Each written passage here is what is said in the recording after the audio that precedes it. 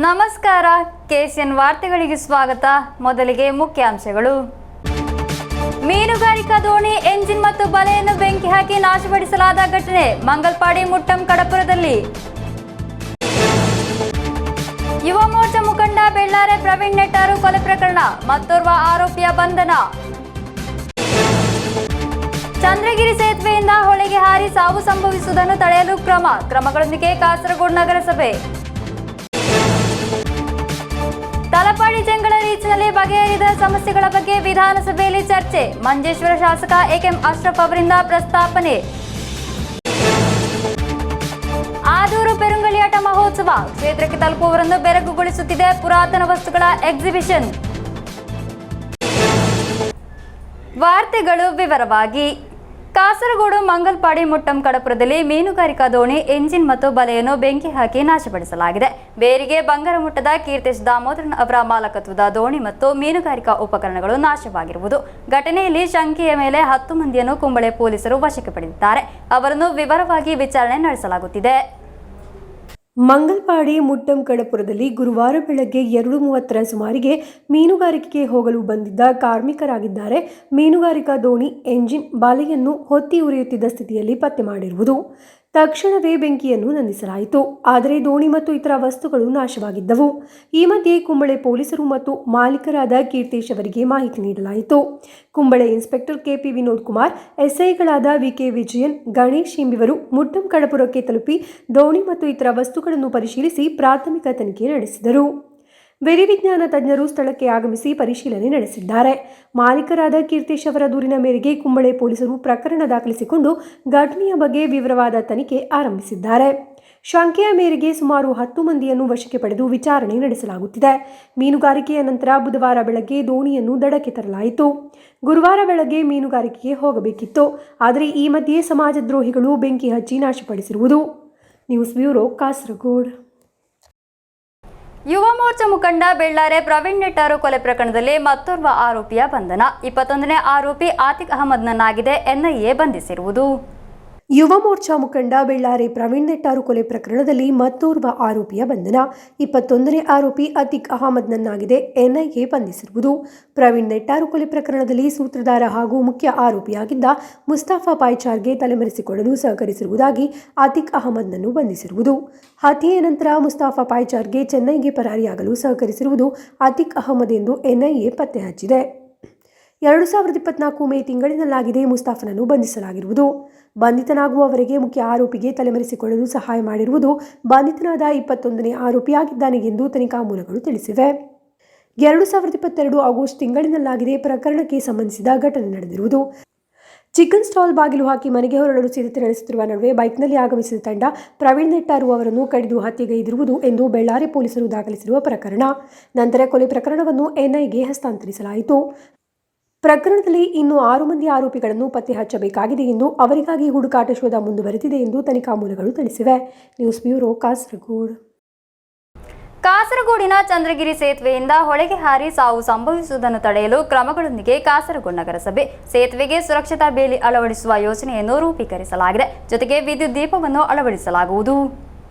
ಎತ್ತರ ಕಡಿಮೆ ಇರುವ ಕೈಹಿಡಿ ಇರುವ ಸೇತುವೆಯಾಗಿದೆ ಚಂದ್ರಗಿರಿ ಸೇತುವೆ.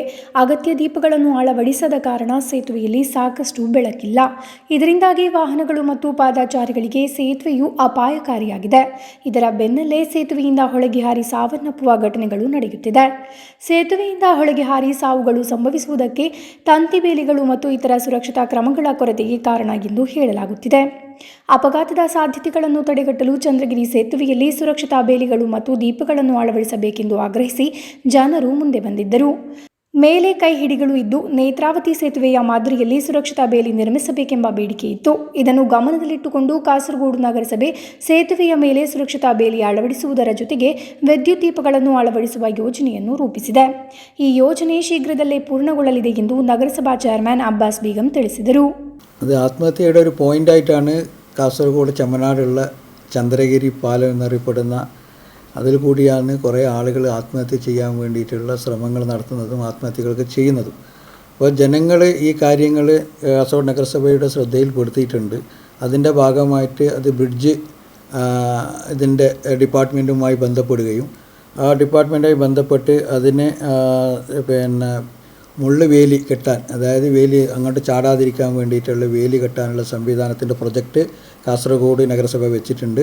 അതുപോലെ തന്നെ അവിടെ പാലത്തിലേക്ക് വിളക്ക് വെക്കാനുള്ള സംവിധാനം, അതിൻ്റെ പ്രൊജക്റ്റും കൂടി കാസർഗോഡ് വെച്ചിട്ടുണ്ട്. അതിൻ്റെ ഭാഗമായിട്ട് തന്നെ ആ പാലത്തിലേക്ക് ലൈറ്റ് വെക്കാനുള്ള സംവിധാനത്തിന് വേണ്ടി താല്പര്യപത്രം കൗൺസിലിൽ വെച്ചിട്ട് അംഗീകാരം നേടിയിട്ടുണ്ട്. അതിൻ്റെ നടപടികൾ എത്രയും പെട്ടെന്ന് പൂർത്തീകരിക്കുന്നതിനുള്ള ಸಂವಿಧಾನ ಕಾಸರಗೋಡು ನಗರಸಭೆ ഉണ്ടാക്കും. ಸುರಕ್ಷತಾ ಬೇಲಿ ಅಳವಡಿಸುವುದರಿಂದ ಸೇತುವೆಯಿಂದ ಹೊಳೆಗೆ ಹಾರಿ ಸಾವುಗಳು ಸಂಭವಿಸುವುದನ್ನು ತಪ್ಪಿಸಬಹುದು ಎಂಬುದು ಸ್ಥಳೀಯ ನಿವಾಸಿಗಳ ನಿರೀಕ್ಷೆ. ದೀಪಗಳನ್ನು ಅಳವಡಿಸುವುದರಿಂದ ವಾಹನಗಳು ಮತ್ತು ಪಾದಚಾರಿಗಳು ಈ ಸೇತುವೆಯ ಮೇಲೆ ಸುರಕ್ಷಿತವಾಗಿ ಪ್ರಯಾಣಿಸಲು ಸಾಧ್ಯವಾಗುತ್ತದೆ. News bureau, Kasaragod. ರಾಷ್ಟ್ರೀಯ ಹೆದ್ದಾರಿ 66ರ ಭಾಗವಾಗಿ ನಿರ್ಮಾಣ ಕಾರ್ಯ ಪ್ರಗತಿಯಲ್ಲಿರುವ ತಲಪಾಡಿ ಚೆಂಗಳ ರೀಚ್ನಲ್ಲಿ ಬಗೆಹರಿಯಾದ ಸಮಸ್ಯೆಗಳ ಬಗ್ಗೆ ವಿಧಾನಸಭೆಯಲ್ಲಿ ಚರ್ಚಿಸಲಾಯಿತು. ಮಂಜೇಶ್ವರ ಶಾಸಕ ಎಕೆಎಂ ಅಶ್ರಫ್ ವಿಧಾನಸಭೆಯಲ್ಲಿ ಈ ವಿಷಯಗಳನ್ನು ಪ್ರಸ್ತಾಪಿಸಿದರು. ಉಪ್ಪಳ ಟೌನ್ನ ಮೇಲ್ಸೇತುವೆ ನಿರ್ಮಾಣ, ಹಿದಾಯತ್ ನಗರ, ಉದ್ಯಾವರ, ಗೋವಿಂದ ಪೈ, ತಾಲೂಕು ಆಸ್ಪತ್ರೆ ಎಂಬೆಡೆಗಳಲ್ಲಿನ ಅಂಡರ್ ಪಾಸ್ಗಳ ಅಗಲವನ್ನು ಹೆಚ್ಚಿಸಬೇಕೆಂದು, ಇತರ ಪ್ರದೇಶಗಳಲ್ಲಿನ ಸ್ಥಳೀಯ ಸಮಸ್ಯೆಗಳನ್ನು ಪರಿಹರಿಸಬೇಕು ಎಂದು, ಹೆದ್ದಾರಿ ರೈಲ್ವೆ ಮೇಲ್ಸೇತುವೆಯನ್ನು ಸಾಕಾರಗೊಳಿಸಬೇಕು ಸೇರಿದಂತೆ ವಿವಿಧ ವಿಷಯಗಳನ್ನು ಶಾಸಕ ಎಕೆಎಂ ಅಶ್ರಫ್ ಸಭೆಯಲ್ಲಿ ಪ್ರಸ್ತಾಪಿಸಿದರು. ഉപ്പള ടൗണിൽ നിർമ്മിക്കുന്ന മേൽപ്പാലം നിലവിൽ 200 മീറ്റർ നീളത്തിലാണ് പണി നടന്നു വരുന്നത്. ഇത് 500 മീറ്റർ നീളത്തിൽ നിർമ്മിക്കണമെന്നാവശ്യപ്പെട്ട് തുടക്കം മുതൽ ഞങ്ങളൊക്കെ എല്ലാവരെയും സമീപിച്ചിട്ടും ഇതുവരെ അത് പൂർത്തിയാകാതെ നാട്ടുകാർ സമരത്തിലാണ്. കൂടാതെ ഹിദായത്ത് ബസാർ, ഹിദായത്ത് നഗർ, പക്രാച്ചപ്പള്ളി, ഹനഫി ജുമാ മസ്ജിദ് പ്രദേശങ്ങളിലെ ജനങ്ങൾ സഞ്ചാര സ്വാതന്ത്ര്യം നിഷേധിക്കപ്പെട്ട് വലിയ സങ്കടത്തിലും പ്രയാസത്തിലും സമരത്തിലുമാണ്. ഉദ്യാവരം, മാട, ഗോവിന്ദപ്പൈ ഗവൺമെൻറ് കോളേജ്, താലൂക്ക് ആശുപത്രി, നയബസാർ എന്നീ പ്രദേശങ്ങളിലെ നിലവിലെ അടിപ്പാത വീതി കൂട്ടണം. നിരവധി കുടുംബങ്ങൾ തിങ്ങിപ്പാർക്കുന്ന ഷിരിയ പ്രദേശത്തെ ജനങ്ങളുടെ സുഗമവും സുരക്ഷിതമായ സഞ്ചാരത്തിന് ഹൈവേ, റെയിൽവേ എന്നിവ കണക്ട് ചെയ്ത് ഒരു മേൽപ്പാലം നിർമ്മിക്കാനുള്ള ആവശ്യം ഉന്നയിച്ചുകൊണ്ട് അവിടെയും സമരം നടന്നുകൊണ്ടിരിക്കുകയാണ്. കാസർഗോഡ്, മംഗലാപുരം നഗരങ്ങൾക്കിടയിലെ പുരാതനവും വളരെ പ്രധാനപ്പെട്ടതുമായ കുമ്പള ടൗണിനെ പ്രതികൂലമായി ബാധിക്കുന്ന രീതിയിലാണ് നിലവിലെ NH നിർമ്മാണം എന്ന പരാതി പൊതുജനങ്ങൾക്ക് വ്യാപകമായി ഉയർന്നിട്ടുണ്ട്. അവിടെയും സമരം നടന്നുകൊണ്ടിരിക്കുകയാണ്. ആയതിനാൽ കുമ്പള ടൗണിൻ്റെ പ്രാധാന്യം കണക്കിലെടുത്ത് ഗതാഗത തടസ്സമില്ലാത്ത രീതിയിലുള്ള നിർമ്മാണ പ്രവർത്തനങ്ങൾ അനിവാര്യമാണ്. കുമ്പള നഗരത്തിന് ഗുണകരമാവും വിധം മേൽപ്പാലം ഉൾപ്പെടെ സാധ്യമെന്നില്ല പ്രവർത്തനം ഇവിടെ നടത്തേണ്ടതായിട്ടുണ്ട്. വളയം പ്രദേശത്തെ ജനങ്ങൾ റോഡിൻ്റെ ഇരുവശവും മുറിച്ചു കടക്കുന്നതിന് അണ്ടർപാസ് ആവശ്യമുന്നയിച്ച നിലവിൽ സമരത്തിലാണ്. ഇവിടെ ഒരു അടിപ്പാത ആവശ്യമാണ്. ചെറിയ പാലത്തിന് സമീപം ഇവിടെ നിലവിൽ മാത്രമാണ് അനുവദിച്ചിട്ടുള്ളത്. ഇത് തികച്ചും അപര്യാപ്തമാണ്. ഇവിടെ വീതി കൂട്ടി സർവീസ് റോഡ് നിർമ്മിക്കേണ്ടതായിട്ടുണ്ട്. ഉപ്പള, ഷിറിയ, കുമ്പള, മുഗലാൽ എന്നീ പാലങ്ങളുടെ സമീപം സ്ലിപ്പ് ರೋಡ್‌ಗಳಿಗೆ ಪಗರಂ ಸರ್ವಿಸ್ ಬೀದಿ ಕೂಡಿರುವ ರೋಡ್‌ಗಳು ನಿರ್ಮಿക്കണം.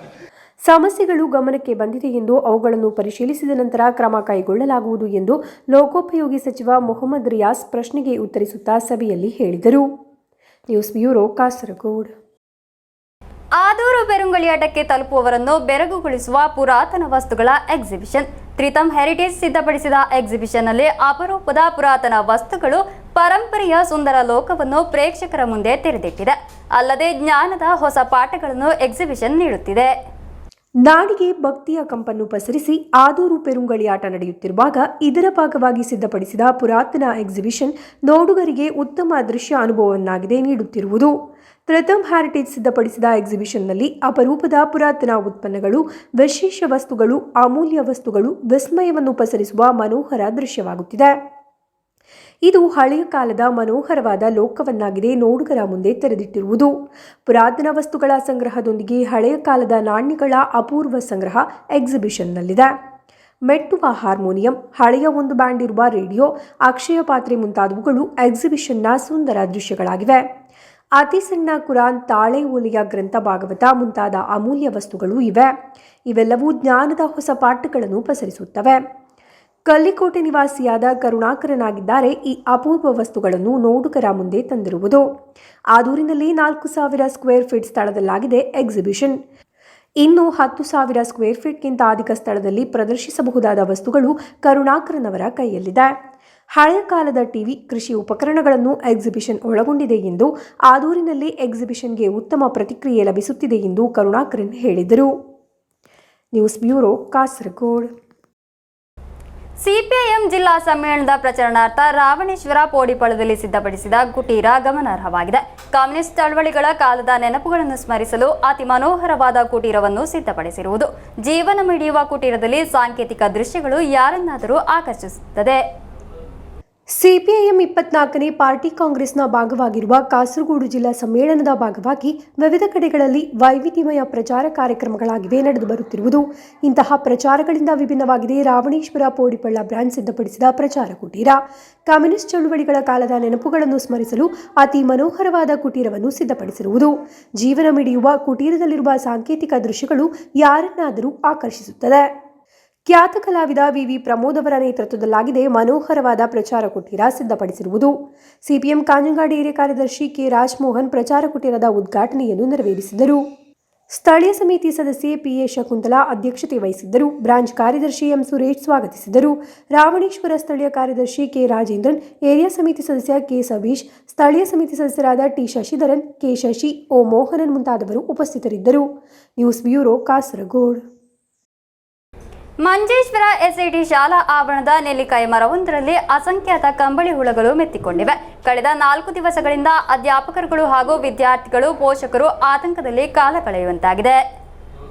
ಮಂಜೇಶ್ವರ ಎಸ್ಸಿಟಿ ಶಾಲಾ ಆವರಣದ ನೆಲ್ಲಿಕಾಯಿ ಮರವೊಂದರಲ್ಲಿ ಅಸಂಖ್ಯಾತ ಕಂಬಳಿ ಹುಳಗಳು ಮೆತ್ತಿದ್ದು, ಕಳೆದ 4 ದಿನಗಳಿಂದ ಅಧ್ಯಾಪಕರು ಹಾಗೂ ವಿದ್ಯಾರ್ಥಿಗಳು, ಪೋಷಕರು ಆತಂಕದಲ್ಲಿ ಕಾಲ ಕಳೆಯುವಂತಾಗಿದೆ.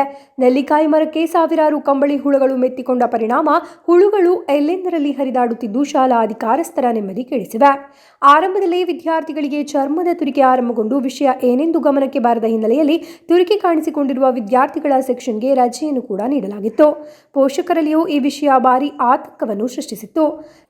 4 ದಿನಗಳಲ್ಲಿ ಈ ಸಮಸ್ಯೆ ಕಂಡುಬಂದಿದ್ದರೂ ಶಾಲಾ ಅಧಿಕಾರಸ್ಥರು ಆರೋಗ್ಯ ಇಲಾಖೆಗೆ ಯಾವುದೇ ಮಾಹಿತಿ ನೀಡಿಲ್ಲ ಎಂಬುದಾಗಿ ಕೂಡ ಪೋಷಕರು ಆರೋಪಿಸುತ್ತಿದ್ದಾರೆ. ಬಳಿಕ ಮಾಹಿತಿ ಅರಿತು ಸ್ಥಳಕ್ಕಾಗಮಿಸಿದ ವೈದ್ಯಾಧಿಕಾರಿ ಹಾಗೂ ತಂಡ ತಪಾಸಣೆ ನಡೆಸಿದಾಗ ಸಮೀಪದ ನೆಲ್ಲಿಕಾಯಿ ಮರದಲ್ಲಿ ಕಂಬಳಿ ಹುಳ ಕಂಡುಬಂದಿದೆ.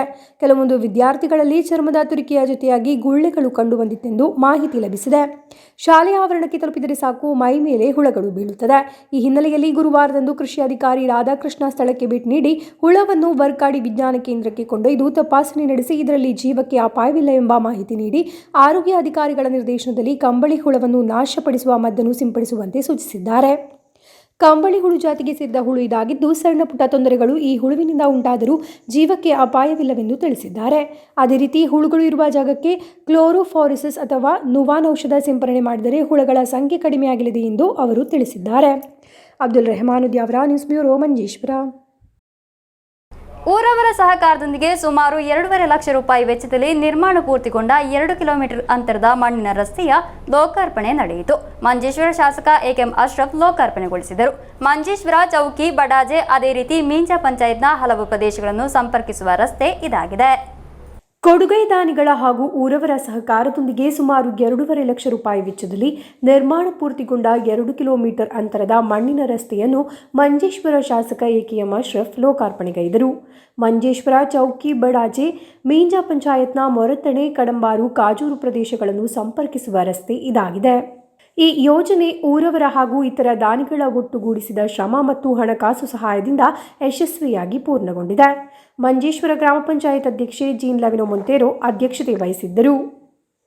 ವಾರ್ಡ್ ಸದಸ್ಯರಾದ ಯಾದವ ಬಡಾಜೆ, ಜಯಂತಿ, ಅಬ್ದುಲ್ ಹಮೀದ್, ರಾಮಚಂದ್ರ ಸುರಿಬೈಲು, ಕೇಶವ ಬರ್ವತ್ತಾಯ, ಭೋಜ ಕುಲಾಲ್, ಯತೀಶ್ ಕಾಜೂರು, ಕೃಷ್ಣ, ರಮೇಶ ಹೆಗ್ಡೆ ಸೇರಿದಂತೆ ಹಲವಾರು ಮಂದಿ ಪಾಲ್ಗೊಂಡರು. Abdul Rehman Udyavara, news bureau, Manjeshwar. Rotary Kasaragod ವತಿಯಿಂದ ರೋಟರಿ ಡಿಸ್ಟ್ರಿಕ್ಟ್ ಸಮಾಗಮ 2025 ಜನವರಿ 24ರಿಂದ 26ರವರೆಗೆ ಕಾಂಜಂಗಾಡ್ ಪಲೇಡಿಯಂ ಕನ್ವೆನ್ಷನ್ ಸೆಂಟರ್ನಲ್ಲಿ ನಡೆಯಲಿದೆ. ಸಿದ್ಧತೆಗಳು ಪೂರ್ಣಗೊಂಡಿವೆ ಎಂದು ಪದಾಧಿಕಾರಿಗಳು ಸುದ್ದಿಗೋಷ್ಠಿಯಲ್ಲಿ ತಿಳಿಸಿದರು.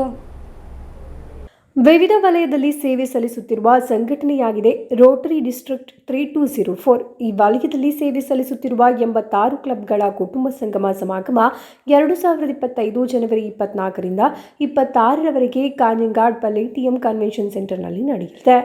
Rotary International director PN Raju Subramanian ಉದ್ಘಾಟಿಸುವರು. District governor doctor Santosh Shridhar ಅಧ್ಯಕ್ಷತೆ ವಹಿಸಲಿದ್ದಾರೆ. ಕಾಯ್ದ ಪ್ರಂ ದಾಮೋದರ ನಂಬೋದರಿ ಅವರಿಗೆ ರೋಟರಿಯ for the sake of honour award ನೀಡಲಾಗುವುದು. ಹಲವಾರು ಮಂದಿ ಗಣ್ಯರು ಭಾಗವಹಿಸಲಿದ್ದಾರೆ ಎಂದು ಪದಾಧಿಕಾರಿಗಳು ತಿಳಿಸಿದರು. 82 ರೋಟರಿ ಕ್ಲಬ್ಗಳಿലുള്ള റോട്ടറി കുടുംബാംഗങ്ങളുടെ ഒരു കോൺഫറൻസാണ് കാസർഗോഡ് റോട്ടറി ക്ലബ്ബ് ആതിഥേയത്വം വഹിച്ചുകൊണ്ട് Kanhangad Palladium International convention center ജനുവരി 25-26 തീയതികൾ ശനി ഞായർ ദിവസങ്ങളിലായി സംഘടിപ്പിക്കുന്നത്. അതിൻ്റെ ഒരു കോൺഫറൻസ് ഈവ് ജനുവരി 24-ാം തീയതി വൈകിട്ട് ബേക്കൽ ക്ലബ്ബിൽ വെച്ചൊരു കോൺഫറൻസ് ഈവ് ഉണ്ട്. ജനുവരി 25-ാം തീയതി രാവിലെ 10 മണിക്ക് റോട്ടറി ഇൻ്റർനാഷണലിൻ്റെ ഡയറക്ടർ റൊട്ടേറിയൻ TN സുബ്രഹ്മണ്യം അദ്ദേഹമാണ് കോൺഫറൻസ് ഉദ്ഘാടനം ചെയ്യുന്നത്. ഈ കോൺഫറൻസിൽ റോട്ടറി ഇൻ്റർനാഷണൽ പ്രസിഡൻറ്റിനെ പ്രതിനിധീകരിച്ചുകൊണ്ട് past district governor Shashi Sharma പങ്കെടുക്കും. ಸುದ್ದಿಗೋಷ್ಠಿಯಲ್ಲಿ doctor B Shridhar Naik, doctor Santosh Shridhar, MT Dinesh, MK Radhakrishnan, Gokul Chandrababu, CA Vishal Kumar M ಉಪಸ್ಥಿತರಿದ್ದರು. News bureau Kasaragod. ಶಬರಿಮಲೆ ಸನ್ನಿಧಿಯಲ್ಲಿ ತುಳುನಾಡು ಬಾವುಟದ ಜೊತೆಗೆ ಅಯ್ಯಪ್ಪ ಸೇವಾ ಸಮಿತಿ ಬಳ್ಳಾಲ್ಬಾಗ್ ಭಕ್ತವೃಂದ ಮಂಗಳೂರು ತುಳು ಕರ್ನಾಟಕ ಮತ್ತು ಕೇರಳ ರಾಜ್ಯದ ಅಧಿಕೃತ ರಾಜ್ಯ ಭಾಷೆಯನ್ನಾಗಿ ಮಾಡಲು ಒತ್ತಾಯಿಸಿದರು. ಶಬರಿಮಲೆ ಸನ್ನಿಧಿಯಲ್ಲಿ ತುಳುನಾಡ್ ಬಾವುಟದ ಜೊತೆ ಅಯ್ಯಪ್ಪ ಸೇವಾ ಸಮಿತಿ ಬಲ್ಲಾಳ್ಬಾಗ್ ಭಕ್ತವೃಂದ ಮಂಗಳೂರು ತುಳುವನ್ನು ಕರ್ನಾಟಕ ಮತ್ತು ಕೇರಳ ರಾಜ್ಯದ ಅಧಿಕೃತ ರಾಜ್ಯ ಭಾಷೆಯನ್ನಾಗಿ ಮಾಡಲು ಇವರು ಆಗ್ರಹಿಸಿದರು. 5 ಪಂಚದ್ರಾವಿಡ ಭಾಷೆಗಳಲ್ಲಿ ಒಂದಾದ ಅತಿ ಪ್ರಾಚೀನವಾದ ತುಳು ಭಾಷೆ ಕೇರಳದ 2ನೇ ರಾಜ್ಯ ಭಾಷೆಯನ್ನಾಗಿ ಮಾಡಲು ಬೇಡಿಕೆ ಮುಂದಿಟ್ಟಿರುವುದು. News bureau Kasaragod. ಕುಂಬಳೆ ಇಮಾಂ ಶಾಫಿ ಅಕಾಡೆಮಿಯಲ್ಲಿ ವಾರ್ಷಿಕ ಆತ್ಮೀಯ ಸಂಗಮಗಳಿಗೆ ಚಾಲನೆ ದೊರಕಿತು. ಸ್ವಾಗತ ಸಂಘದ ಚೇರ್ಮನ್ ಮೀಪಿರಿ ಶಾಫಿ ಹಾಜಿ ಧ್ವಜಾರೋಹಣ ನೆರವೇರಿಸಿದರು. ಇಮಾಂ ಶಾಫಿ ಇಸ್ಲಾಮಿಕ್ ಅಕಾಡೆಮಿ ವಾರ್ಷಿಕ ಆತ್ಮೀಯ ಸಂಗಮಗಳಿಗೆ ಸ್ವಾಗತ ಸಂಘದ ಚೇರ್ಮನ್ ಮೀಪಿರಿ ಶಾಫಿ ಹಾಜಿ ಧ್ವಜಾರೋಹಣ ನೆರವೇರಿಸುವುದರೊಂದಿಗೆ ಚಾಲನೆ ದೊರಕಿತು. ಸಿಯಾರತ್ಗೆ ಸಮಸ್ತ ಕೇಂದ್ರ ಮುಷಾವರಾ ಸದಸ್ಯ BK ಅಬ್ದುಲ್ ಖಾದಿರ್ ಅಲ್ ಕಾಸಿಮಿ ಬಂಬ್ರಾಣ ನೇತೃತ್ವ ವಹಿಸಿದ್ದರು. ನಂತರ ನಡೆದ ಕತ್ಮುಲ್ ಕುರಾನ್ ಪಾರಾಯಣಕ್ಕೆ ಸಯ್ಯಿದ್ ಸೈನುಲ್ ಆಬಿದಿನ್ ತಂಗಳ್ ಬುಖಾರಿ ಕುನ್ನುಂಗೈ ನೇತೃತ್ವ ವಹಿಸಿದ್ದರು. ಕಾರ್ಯಕ್ರಮದ ಭಾಗವಾಗಿ ವಿದ್ಯಾರ್ಥಿಗಳಿಂದ ಸಿದ್ಧಪಡಿಸಲಾದ ಥ್ರೆಡ್ ಆರ್ಟ್ ಎಕ್ಸ್ಪೋವನ್ನು ಅರಬಿ ಹಾಜಿ ಕುಂಬಳೆ ಉದ್ಘಾಟಿಸಿದರು. ಅಪರಾಹ್ನ ಸಂಸ್ಥೆಯಿಂದ ಕಲಿತು ಹೋದ ವಿದ್ಯಾರ್ಥಿಗಳು ಮತ್ತು ಶಿಕ್ಷಕರ ಸಂಗಮ ನಡೆಯಿತು. KL ಅಬ್ದುಲ್ ಖಾದಿರ್ ಅಲ್ ಕಾಸಿಮಿ, ಗಫೂರ್ ಏರಿಯಲ್, ಅಬುಬಕರ್ ಸಾಲು ನಿಜಾಮಿ, ಅಶ್ರಫ್ ರೆಹಮಾನಿ ಚೌಕಿ, ಮೂಸಾ ಹಾಜಿ ಕೊಯ್ನೂರ್, ಸುಬೈರ್ ನಿಸಾಮಿ ಮುಂತಾದವರು ಉಪಸ್ಥಿತರಿದ್ದರು. Dhanraj, news bureau, Uppala. ಕೊನೆಯಲ್ಲಿ ಮತ್ತೊಮ್ಮೆ ಮುಖ್ಯಾಂಶಗಳು. ಮೀನುಗಾರಿಕಾ ದೋಣಿ ಎಂಜಿನ್ ಮತ್ತು ಬಲೆಯನ್ನು ಬೆಂಕಿ ಹಾಕಿ ನಾಶಪಡಿಸಲಾದ ಘಟನೆ ಮಂಗಲ್ಪಾಡಿ ಮುಟ್ಟಂ ಕಡಪುರದಲ್ಲಿ. ಯುವ ಮೋರ್ಚಾ ಮುಖಂಡ ಬೆಳ್ಳಾರೆ ಪ್ರವೀಣ್ ನೆಟ್ಟಾರು ಕೊಲೆ ಪ್ರಕರಣ, ಮತ್ತೋರ್ವ ಆರೋಪಿಯ ಬಂಧನ. ಚಂದ್ರಗಿರಿ ಸೇತುವೆಯಿಂದ ಹೊಳೆಗೆ ಹಾರಿ ಸಾವು ಸಂಭವಿಸುವುದನ್ನು ತಡೆಯಲು ಕ್ರಮಗಳೊಂದಿಗೆ ಕಾಸರಗೋಡು ನಗರಸಭೆ. ತಲಪಾಡಿ ಜಂಗಳ ರೀಚ್ನಲ್ಲಿ ಬಗೆಹರಿದ ಸಮಸ್ಯೆಗಳ ಬಗ್ಗೆ ವಿಧಾನಸಭೆಯಲ್ಲಿ ಚರ್ಚೆ, ಮಂಜೇಶ್ವರ ಶಾಸಕ AKM ಅಶ್ರಫ್ ಅವರಿಂದ ಪ್ರಸ್ತಾಪನೆ. ಆದೂರು ಪೆರುಂಗಳಿಯಾಟ ಮಹೋತ್ಸವ, ಕ್ಷೇತ್ರಕ್ಕೆ ತಲುಪುವವರನ್ನು ಬೆರಗುಗೊಳಿಸುತ್ತಿದೆ ಪುರಾತನ ವಸ್ತುಗಳ ಎಕ್ಸಿಬಿಷನ್. ಇಂದಿನ ವಾರ್ತಾ ಸಂಚಿಕೆಗೆ ಮುಕ್ತಾಯವಾಯಿತು. ಮುಂದಿನ ವಾರ್ತಾ ಸಂಚಿಕೆಯೊಂದಿಗೆ ಭೇಟಿಯಾಗೋಣ. ವಂದನೆಗಳು.